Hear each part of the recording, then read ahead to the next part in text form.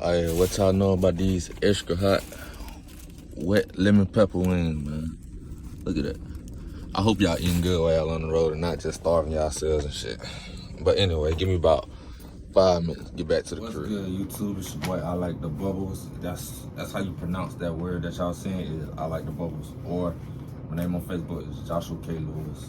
But I'm here today to tell y'all about my first month's earnings that in this car. I don't know, I recently just started hauling freight in the cargo van. It's transportation, basically. It's not a lot of people, a lot of truck drivers or whatever been coming on my TikToks saying that it's not trucking, it's transportation. So, but yeah, like I was saying, I want to tell y'all about my first month's earning. And I just want to say that before I even got into this, I did a lot of research. I did about 6 months of research, a little bit more than that actually, because at first I wanted to do hot shot. I wanted to get a truck and a trailer, but I was setting everything up, and I realized how high this insurance is, right? And so I started thinking like, okay, I know more than hot shot. I know about this cargo van too, and I was like, dang, bro, it might be cheaper to go do this in a cargo van, you know, make that work. Because I studied both sides of it. Hot shot is one thing, and transporting in a cargo van, it's two different things, right? And so I was like, you know what, this insurance is cheaper for this, so I went this route. But I'm only 20 years old, so it's a bit challenging for me. But with that being said, for my first month, I did a little over $13,300 in my first month now. I started in December, it's just not January. And that's in my first month now. The only fees that I had was about, you know, a few tolls and fuel, along with factoring. My factoring company is TBS, and they charged me a 4% fee.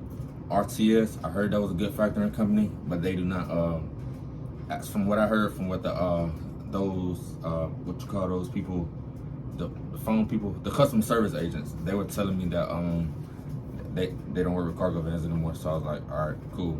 So after that, my bills for the month, I spent I'll just say $2,400 on fuel, $1,300 in expenses, and a little over $500 for factoring fees. That came out to be $4,280. Yeah, $4,224. Shit. It came out to be $4,220 for all expenses. And so that means that the company took home $8,010 after all expenses. The factoring, it came out to be about $12,750 with that 4% or whatever. That from what I wrote down and I calculated, that came out to be $12,750 minus the $4,220 for all expenses. And that total number, that came out to be $8,010 within the first month of me being in a cargo van. That's the company. That's not even including what, you know, you gotta pay yourself, what you gotta put aside for taxes and things like that. You know, I don't want to get into too many details about that, but yeah. And another thing, my insurance, it is $1,300 a month. I have a terrible driving record. I have 5 speeding tickets, that's moving violations, 1 suspended license, and an accident. I was not at fault for the accident, but all that is on my MVR. I know a lot of people saying that insurance is through the roof right now, which it is. Supply and demand type thing. These insurance agents, they know that's a lot of people trying to get into transportation, hot shot, trucking, you know, whatever it is, right? And so demand going up for it. So they know they can get more money out of the new guys. So they're raising their prices. And a lot of people, you know, like myself, who have terrible driving records, with higher risks on the road. That's just the honest truth. So that's just something you want to take in consideration before, you know, just come out here and you hop out into this. And like that TikTok that I made about first step into trucking, transportation, whatever you want to call it, man. That video just touched 100,000 views today, like literally about 30 minutes ago, I think. So I was excited about that, and so that is a huge blessing to me, because I always wanted to have like a viral video, like since I've been like 16, I'm 20 now. So that really meant a lot to me. And all my other videos got like over 10,000. A few of them under 10,000, but still pretty good. I'm happy with that. And let's see. Any advice that I could give out?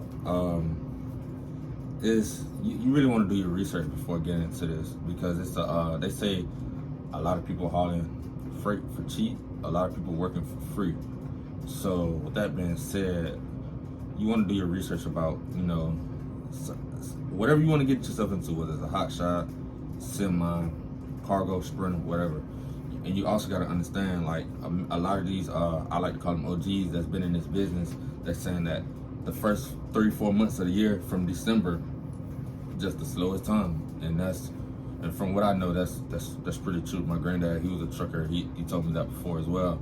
So, you know, and another thing, a lot of other guys that's been on the road, they told me the same thing. I talked to truckers on the road as well, not just people who are in the hot shots or the cargo vans. I try to network, communicate with everybody to get a feel for them. I like to take down numbers so I can give them a call, you know, because anything can happen while you're on the road, and you never know who may be in the same area that you're in. So say for instance, you break down, you got one pallet in your truck, but you've been talking to everybody, like you know, chopping up with everybody, making these personal relationships with other carriers, other drivers, you know. So, and it's really some good people out here. Like, yes, a lot of assholes in these Facebook group chats or whatever, but you meet a lot of good, genuine people out here on the road, and I have so far. And so, say for instance, you know, you break down or something, you got one pallet on your cargo van. You can pay, you know, hit one of your buddies up, have them pay them a little bit, or not a little bit, but, you know, pay them accordingly what they want. If they're going in the same direction, that's even better, you know. That's just the power of networking. So that's something that you want to look into doing, you know. Don't just be out here, you know, thinking you the shit just because you're making X amount of money, you know. You running a business, so you always want to keep that in the back of your head, you know, because it's a lot of people, they can help you out, they can teach you a lot, and that's what I've been doing. Like, I like to network with other guys. That's, you know, and let's say, another thing, it's a lot of people selling their equipment, like cargo vans, people even selling their like full hot shot setups right now, like with the scraps, the chains, like everything, bro. Like a nice dually rims, like and legit the 6.7 with the transmission on the left, the stick on the left side, bro. Like it's crazy, man. So you most definitely want to pay attention to what you're getting yourself into, because that hot shot, running a hot shot is not cheap. A Sprinter cargo van is a lot cheaper to maintain, to do maintenance on, than, you know, that something that could go wrong with it at any given time. But this thing, it operates like a regular car. These cargo vans, they operate like a regular car. I promise you.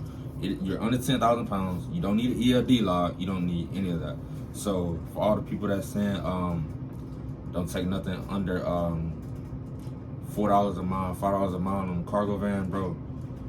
In this time, in this market, bro, that's, I don't know. I don't want to speak too much on that, but be realistic with yourself. Like, do your research. Don't just be out here listening to what people saying, because a lot of people full of shit, like in these group chats and stuff like that. So, you know, that's just something you want to be aware of. So do your own research.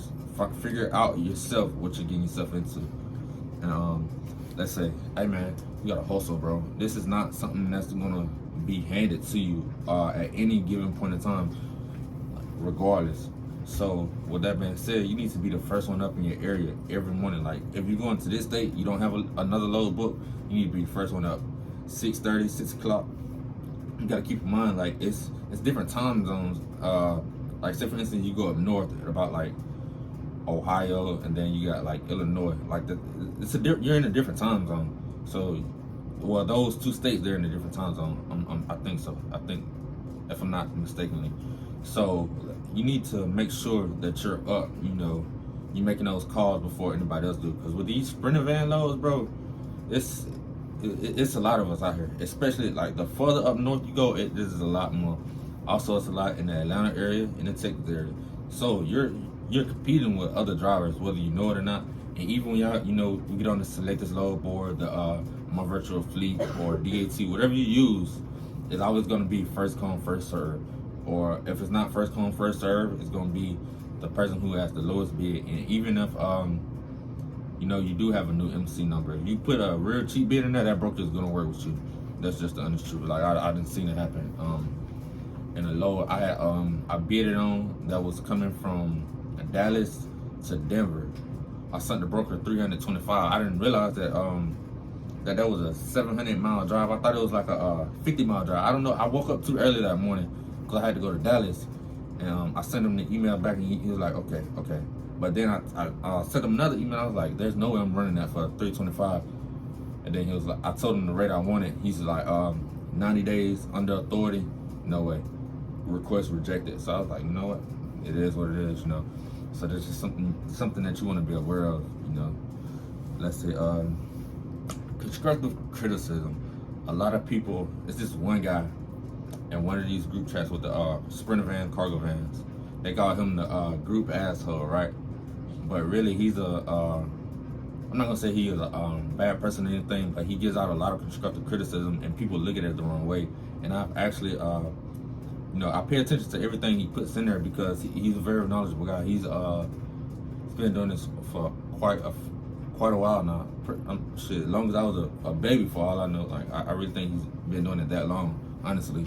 And so I pay attention to what he posts, what he says in these chats, because, you know, that's who you need to be learning from. The guys who's like literally been doing this forever, like, you know, those guys that you want to look into, network with, you know, communicate with them, you know, try to learn from them. They know what they're doing, in all honesty.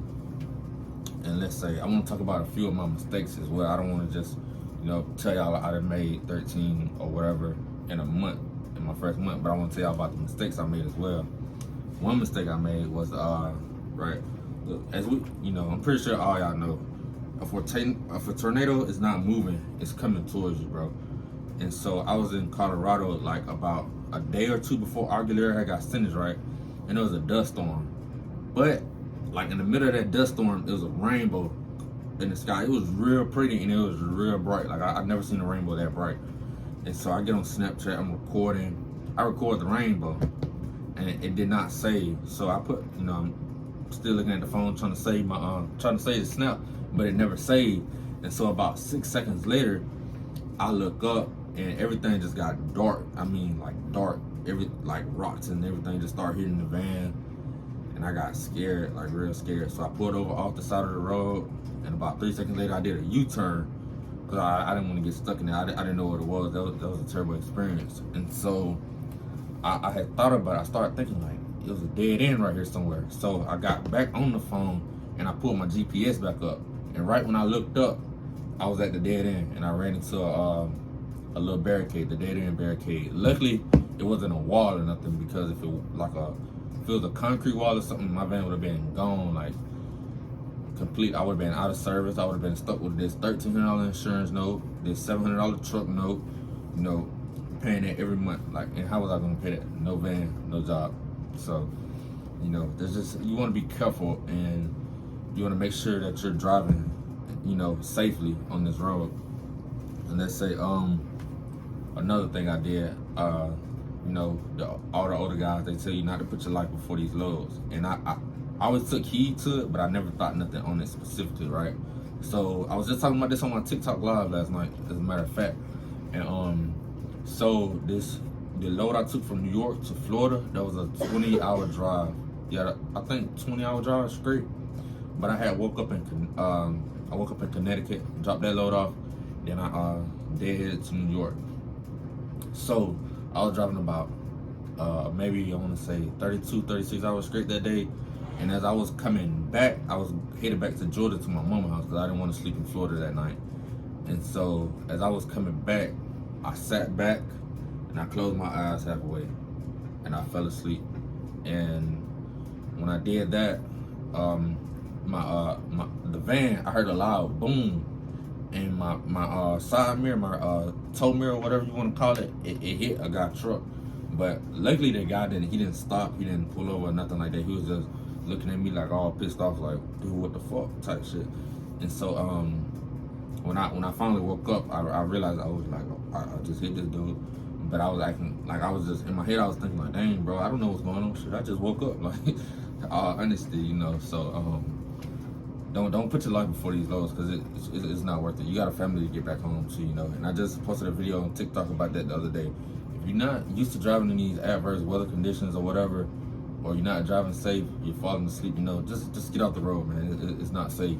You're putting your life on the line, and along with your life, you're endangering others as well. So you just gotta keep that in the back of your head. And let's say cheap freight. I took a lot of people.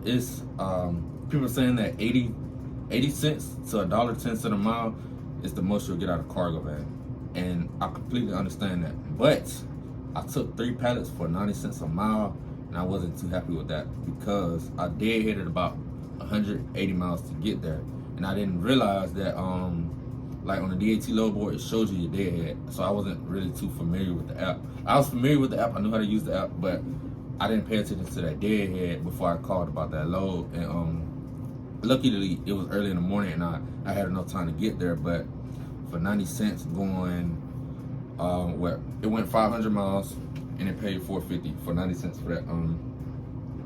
And I didn't even include the deadhead, and I didn't negotiate that rate either, because that was my first time. That was my first time dispatching my own load. I had a dispatcher when I first started, and she had booked my first load from Georgia to Illinois. So I was in the Illinois area, and that's a pretty good area, you know, to for cargo vans, to get a good rate on some freight. And so, but the guy, when I was talking to him, he was like, "Oh, you're a newbie." And then I was like, I didn't think about it until like later on that night when I was driving. I was like, "Dang, bro, you got me." Because 3 pallets in a cargo van, you can't piece nothing together with that. Even if you did want to, you know, they have it listed as a partial, it's 3 pallets, but those cargo vans, that's max capacity. That's not a partial. It's no longer a partial anymore. So, you know, and as I say, I like to do LTL in a cargo van, right? That means I like to piece my put pallets together, right? That's going about $1 a mile or more. And so that's why I didn't really want to get into expediting. I don't use the Selectus load board. I don't use the My Virtual Fleet load board. I strictly use DAT right now.